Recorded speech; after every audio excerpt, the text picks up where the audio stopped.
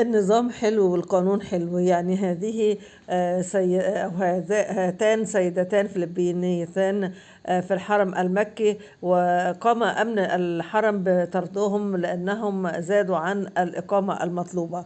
يعني هذا لا يعني أن هناك خطأ، إلا أن القانون ينفذ كما يقال في كل الدول. ولكن عندما نتذكر اللاجئين في مصر والمقيمين ونجد أنهم يعني يقيمون بصفة غير شرعية، ونجد أن الدولة تمد لهم ويقولون أننا مددنا للمقيمين غير الشرعيين لتقنين الأوضاع سنة ورا سنة وقبلها عدة شهور. يبقى ونجد أن بعض من الدول الأخرى يقومون بالتعليق: حرام عليكم، دول قاعدين بفلوسهم، ده قاعدين بجروشهم. طب ما ليه ما بينطبقش ده في بلادكم أو في بلاد الدول التانية؟